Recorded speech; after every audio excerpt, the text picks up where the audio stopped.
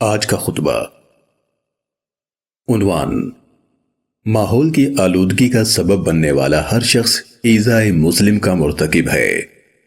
تحریر حضرت مولانا پروفیسر محمد یوسف خان صاحب حافظہ اللہ تعالی، شیخ الحدیث و ناظم تعلیمات جامعہ اشرفیہ لاہور پاکستان۔ الحمدللہ، ہر طرح کی حمد و ثنا اللہ ہی کے لیے ہے۔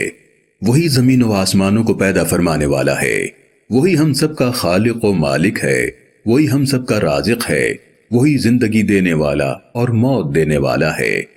میں گواہی دیتا ہوں کہ اللہ کے سوا کوئی الہ نہیں، وہ واحد ہے، اس کا کوئی شریک نہیں، اور میں یہ بھی گواہی دیتا ہوں کہ حضرت محمد مصطفیٰ صلی اللہ علیہ وسلم اللہ کے بندے اور اس کے چنیدہ رسول ہیں۔ بعد ازاں عن عبداللہ بن عمر رضی اللہ تعالیٰ عنہ قال قال رسول اللہ صلی اللہ علیہ وسلم المسلم من سلم المسلمون من لسانہ ویدہ، رواہ البخاری و مسلم۔ حضرت عبداللہ ابن عمر رضی اللہ تعالیٰ عنہ سے روایت ہے کہ رسول اللہ صلی اللہ علیہ وسلم نے فرمایا، مسلمان تو وہ ہے کہ جس کی زبان اور ہاتھ کی ایذا سے دوسرے تمام مسلمان محفوظ رہیں۔ اسے امام بخاری اور امام مسلم نے روایت کیا ہے۔ میرے پیارے بھائیوں، دور جدید کے معاشرتی مسائل میں سے ایک اہم مسئلہ ماحول کی آلودگی ہے۔ اس مسئلے کے حل کے لیے تحفظ ماحولیات کے شعبے قائم کیے جا رہے ہیں۔ زبان و قلم اور دیگر ذرائع ابلاغ کے ذریعے ماحول کے تحفظ کے لیے کوششیں کی جا رہی ہیں۔ ماحول کی آلودگی کثافت کا فضا اور خلا میں پیدا ہونے والی خطرناک تبدیلیوں کی بنا پر مستقبل میں انسانیت کے لیے شدید خطرات سے آگاہ کیا جا رہا ہے۔ یہ تمام اجتماعی اور محکمانہ کوششیں قابل ستائش ہیں، لیکن ان کوششوں سے ماحول درست نہ ہوگا، بلکہ ہر انسان اس سلسلے میں اپنی ذمہ داری پوری کرے تو پھر اس مسئلے پر قابو پایا جا سکتا ہے۔ لفظ ماحول عربی زبان میں دو لفظوں کا مجموعہ ہے، ما بمانی جو کچھ اور حول بمانی ارد گرد، لہذا ماحول کا معنی ہوا جو کچھ ہمارے ارد گرد ہیں، یہ فضا، یہ جگہ، یہ گھر، یہ ساتھ رہنے والے انسان، یہ دیواریں، یہ راستے، درخت، پودے، یہ پانی، یہ سب کچھ ہمارے ماحول کا حصہ ہے۔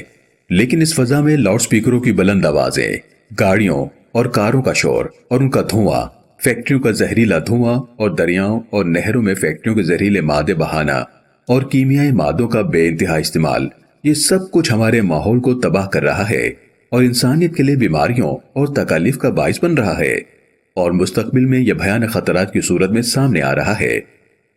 میرے پیارے بھائیوں، اسلام نے زندگی کے ہر پہلو میں مسلمانوں کو آداب و احکام سکھلائے، زندگی کے ہر مرحلے میں پاکیزگی کا حکم فرمایا، ہر اس چیز سے بچنے کا حکم دیا جس سے دوسرے مسلمان کو تکلیف پہنچے، ہر تکلیف دہ چیز کو دور کرنے کا حکم دیا، اور مسلمان کی شان یہ بیان کی کہ اس کی زبان اور ہاتھ یعنی قول و عمل سے دوسرے مسلمان محفوظ رہیں۔ آج کے ماحول میں مسلمان کی زبان سے دوسرے مسلمان انتہائی تکلیف میں مبتلا ہے، اور اس کی دو صورتیں عام ہیں، ایک مساجد میں کانوں کے پردے پھاڑ دینے والے لاؤڈ سپیکروں کا شور، اور دوسری طرف شادیوں اور دیگر تقریبات میں استعمال ہونے والے آلات موسیقی۔ لاؤڈ سپیکر ایک مفید ایجاد ہے، لیکن اس کے غلط استعمال نے آج لوگوں کو مساجد سے دور کر دیا ہے۔ آج کا مسلمان مسجد کے قریب گھر بنانے یا کرائے پر لینے کے لیے تیار نہیں۔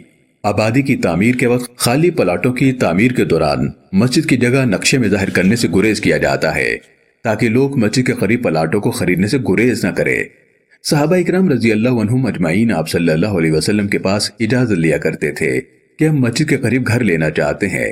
آپ نے فرمایا کہ جتنی دور سے مجاہدہ کر کے آؤ گے ثواب ملے گا، لیکن صرف لاؤڈ سپیکر کے غلط استعمال نے آج مسلمانوں کو مساجد سے دور کر دیا ہے۔ نہ دن کا آرام، نہ رات کا چین، کوئی بیمار ہو، طالب علم پڑھ رہا ہو، بچے گھروں میں رو رہے ہوں، مساجد سے تقاریر اور دیگر بلند شور و غوغا نے سکون غارت کر دیا ہے۔ اگر اسے اذان کے لیے استعمال کیا جاتا یا زیادہ سے زیادہ جمعے کی تقریر کے لیے تو یقیناً اس کا استعمال درست ہوتا۔ سورہ لقمان میں ارشاد باری تعالیٰ ہے وَاغْضُضْ مِن صَوْتِكَ إِنَّ أَنكَرَ الْأَصْوَاتِ لَصَوْتُ الْحَمِيرِ، اور اپنی آواز کو پست رکھو، بے شک ناپسندیدہ آواز گدھے کی آواز ہے۔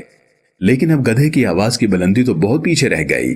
اللہ تعالیٰ اس بارے میں دین کے ذمہ داروں کو اور ان شادی بیاہ کی تقریبات کے ذمہ دار لوگوں کو ہدایت عطا فرمائے۔ رسول اللہ صلی اللہ علیہ وسلم کا جو عمل منقول ہے، آپ ساز کی آواز سن کر کانوں میں انگلیاں رکھ لیتے تھے۔ اب تو کانوں میں انگلیاں رکھنے سے بھی کام نہیں چلتا، در و دیوار لرز اٹھتے ہیں۔ حالانکہ ارشاد نبوی کے مطابق مومن کا ایمان جب ہی مکمل ہوتا ہے جب اس کی تکلیف دہ باتوں سے اس کے ہمسائے محفوظ رہیں اور دوسرے مسلمان اس کے قول و عمل سے محفوظ رہیں۔ لیکن آج کے انسان نے اپنے عمل سے بھی ماحول کی لطافت کو کثافت زدہ اور پاکیزگی کو گندگی سے تباہ کر کے رکھ دیا ہے۔ حالانکہ اسلام نے مسلمان کو واضح ہدایت دی کہ الطہور شطر الایمان، یعنی طہارت و پاکیزگی ایمان کا حصہ ہے۔ حضرت ابن عباس رضی اللہ عنہما سے روایت ہے کہ ایک شخص پیشاب کی چھینٹوں سے نہیں بچتا تھا، اسے قبر کا عذاب ہوا۔ اسے امام بخاری اور امام مسلم نے روایت کیا ہے۔ حضرت ابو ہریرہ رضی اللہ تعالیٰ عنہ سے روایت ہے کہ رسول اللہ صلی اللہ علیہ وسلم نے فرمایا، دو لعنت والوں سے بچو۔ عرض کیا گیا وہ کون ہے؟ فرمایا، ایک وہ شخص جو لوگوں کے راستے میں قضاء حاجت کرے اور دوسرا وہ شخص جو لوگوں کے سائے کی جگہ گندگی پھیلائے۔ اسے امام مسلم نے روایت کیا ہے۔ ابو داود کی روایت میں جو حضرت معاذ رضی اللہ تعالیٰ عنہ سے منقول ہے، ایک اور شخص کو لعنت کا موجب قرار دیا جو دریا کے کناروں پر یعنی پانی پینے کی جگہوں پر گندگی کرے۔ حضرت ابو ہریرہ رضی اللہ تعالیٰ عنہ سے روایت ہے کہ جب آدمی سو کر اٹھے تو اسے ہدایت دی گئی کہ 3 مرتبہ ہاتھ دھو کر پھر پانی کے برتن میں ڈالے۔ متفق علیہ۔ حضرت ابو ہریرہ رضی اللہ تعالیٰ عنہ سے روایت ہے کہ کھڑے ہوئے پانی میں پیشاب کرنے سے منع فرمایا گیا ہے۔